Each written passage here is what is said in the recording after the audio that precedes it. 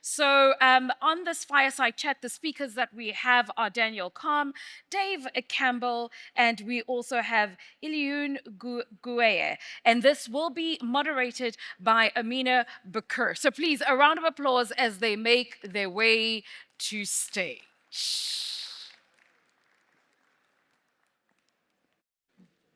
Thank you so much. I think it's no exaggeration for me to say that since I arrived here in Cape Town, the buzz has been around Senegal.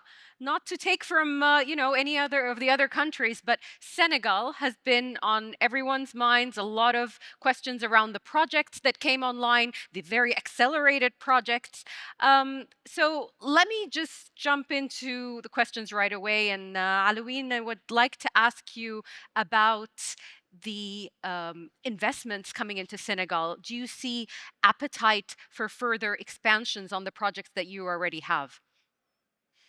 Yes, good afternoon, Good afternoon. and thank you for the question. Thank you also for the audience. Of course, we have seen a lot of interest about Senegal, and that interest has been justified, I believe, by what we have achieved so far. So today we have two active fields. One is Sangomar that started last year with Woodside. The other one is GTA that started this year in production with BP and Cosmos. So the early indication, from all the fields show that we have a lot of resources. I think both operators, BP and Woodside, have seen that potential. They're looking at it. We also are looking at it, and that gives an indication on all the other fields that we have open, or which actually we had some exploration going on. So people see that interest and they really want to come to Senegal. They really want to do business. And the other thing also is the democratic history of Senegal, which is one of the most stable country in West Africa. And I think all of those combined, will make Senegal an attractive investment target for everyone. Absolutely. And we're sensing that interest right here at this conference as well, with many people asking questions. Dave, I want to come to you and talk a little bit about the GTA project and the rapid succession of that project. We've seen many milestones. First gas came online in January. Then we had the first cargo in April, commercial operations in June. What's the secret here, Dave? Thank you, Amena. So, good afternoon. It's great to be back here in AEW with Daniel and DG Gueye. A year ago, I was here. I was talking about getting ready for first gas, and as you say now, we're thankful that we've safely delivered first gas in January, first cargo of LNG in April, and also commercial operations in June. So, I think 10 years ago, this was a dream between Mauritania and Senegal, and then with BP, Cosmos, Petrosen, and SMH, we've actually made that dream a reality. So for people that don't know what GTA is a mega complex project. It's an offshore LNG development on the maritime border of Mauritania and Senegal. It's actually four major projects in one. So it involves subsea equipment that's around 120 kilometers offshore, 3 kilometers depth. We have a giant FPSO, which treats the gas and then transports the gas to the hub, which has caissons, a big concrete caissons like 21 Arc de Triomphes in Paris, which protects the Atlantic Ocean to the vessels. And then we have an FLNG, floating LNG facility, which chills that gas to LNG, which is minus 162. So it's a great collaboration, and it's a great major project. I'm very proud that we've started it up safely. I think you answer your question. What do I think's made it? I think it's three things. I think it's around, it's a solutions-orientated mindset. The project's had many difficulties, whether that be typhoons, COVID, or other issues, and the team and our partners have been really resilient and collaborative. I think, the solutions-oriented mindset within BP, it gave us an idea over a year ago where we actually did advanced commissioning, where we actually bought an LNG cargo to commission the FLNG facilities, which meant we got first gas and first cargo about 3 to 4 months early. I think the resilience of the teams in Senegal, Mauritania, BP, and in our partners is amazing. We've picked the best brains in BP, Cosmos, SMH, and Petrosen. We've actually then also developed 47 technicians from Senegal and Mauritania. They've been training around the world, in Indonesia, Trinidad, Oman, in America, and now they're actually all graduated and are now operating the field in GTA. So I think that's important. And then I think overall it's the collaboration, the collaborative mindset with our partners, with the governments in both Senegal and Mauritania, with Cosmos, SMH and Petrosen. You know, we don't always agree. We've had many problems, but I think it's that collaborative, future-looking mindset that's actually made sure that we've got over these difficulties. And I see now as the field started up, we're starting producing. You know, that for me is the key. If we can, when you get the right mindset, the right vision, the right drive, and the right resilient people to work on it, you know, I think GTA is an energy platform for the future. And further expansion? Further expand. I mean, the teams are looking technically at expansion. Again, the first phase was start up safely, was then start getting online. The teams are working with the joint venture partners to see if we can get a technical solution to expand. But I think, you know, we also need to ensure we've got the right conditions. We heard a lot this morning about, you know, the right contract frameworks, the right fiscal stability in country as well, in both countries, to make sure that we can do that. Sure. So yes.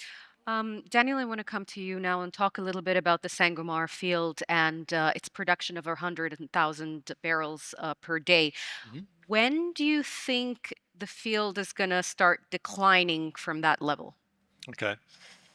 Yeah, so we brought Sangomar on in the middle of last year. It's designed for 100,000 barrels a day. Actually, in the time we've been operating it, we've been 98.6% reliable. June. Really, with our partner Petrosen, we're very pleased with how it's gone. When we started it, we didn't expect it to be on plateau as long as that's been. In our half-yearly results, we said we thought in Q3 it would come off plateau. So today is the 30th of September. Last day.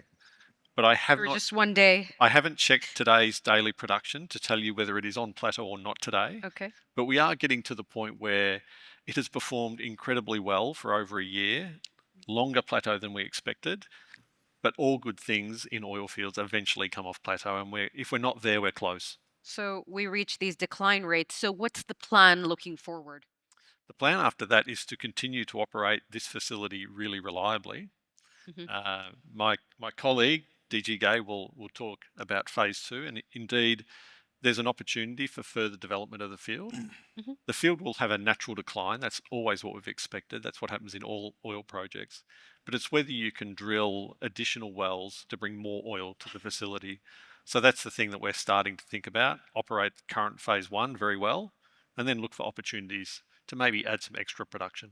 Is there a current timeline for this, or? Yeah. So we're really developing 2 reservoirs. There's a lower one where the bulk of the wells are, the more productive reservoir. There's another reservoir sitting above it. And in the initial development, we put just a few wells in there to see how it would perform.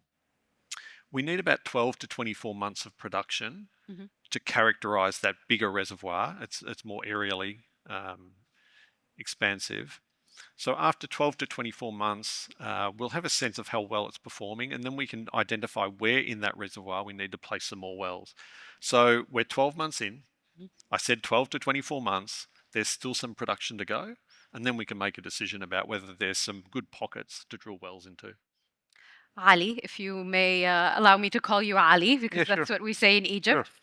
I'll talk to you again, ask you about Sangomar. I mean, the field's target is 34.5 million barrels per day for 2025. Is it on target to reach that level? Yeah, so I have been more optimistic, you know, than the current engineers, you know, at Woodside and even Petrosen. I remember last year when I came into the position, when people were telling us that, you know, the 100,000 barrel will plateau in about 3 to 4 months. And it was my bet that, you know, we'll go all the way to 2026 and we're still producing that 100,000. So I think so far, you know, touch on wood, we are producing 100,000, and I believe that the resources on the ground, you know, would support that all the way to 2026. But apart from that, I think we are in discussion with Woodside about phase 2, you know, which is supposed then to increase the production. I mean, at least level it to, you know, close to 100,000 or even less going forward. But that is an investment that we are looking at, and we are hoping by the beginning of 2026 at least to come up to like an understanding about the investment condition and all of that, so we can move forward on phase 2 on Sangomar. Okay. As we're kind of nearing at the end of our panel, I'll just ask all of you kind of the same question. What do you hope to achieve in Senegal, or hope that changes for you to achieve better results for on all gas projects and oil projects? Yeah. What do you hope to see? Yeah, Ali. Okay. Yeah. So I think better partnership. Okay. Because just like our constitution says, the resources belong to the people. And I hear, here and everywhere else in Africa, a lot of talk about production, increasing production. But we need to ask ourselves, how is it going to benefit the people? And I do believe that us, as member of joint venture, that is a question that we need to really look into, and then see how, together, we can actually work together to make sure that the resources benefit the people and also benefit the investors. And just like I used to say, when we talk about investors, there are two types of investors. In any field, there are two investors. The one that comes with the money, but also the people. Like as the same way that the other investor has shareholders, we also in Africa we have shareholders, and those shareholders are our people.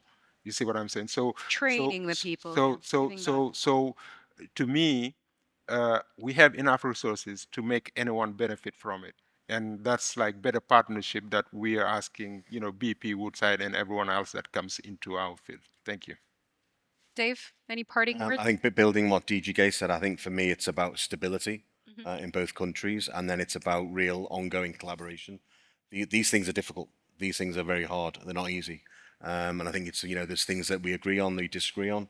I think it's how do we have that strong collaboration mindset to actually have a conversation and understand our differences, understand our agreements, to actually move things forward, rather than having letters flying left and right. So it's about collaboration. Daniel? Yeah, I think that we're really at the start of the industry in Senegal, and the opportunity is for it to build momentum and grow. And whilst it's an initial start, we have to make sure that we collectively develop the future of the industry in Senegal. It needs to be a place where the conditions for investment are competitive. All of these countries are in this conference saying we're the best place to invest. Senegal needs to think that. But as operators, we need to make sure we make a competitive offering to the country. Sure. So I think that if we build on this and we act in the right way and put our best foot forward, there's a chance for a brighter future. Great. Thank you very much for your time, gentlemen. Hopefully next year we'll come and talk about even more projects in Senegal. Exactly. Thank you, ladies and gentlemen. Thanks, Thank you. Thank you.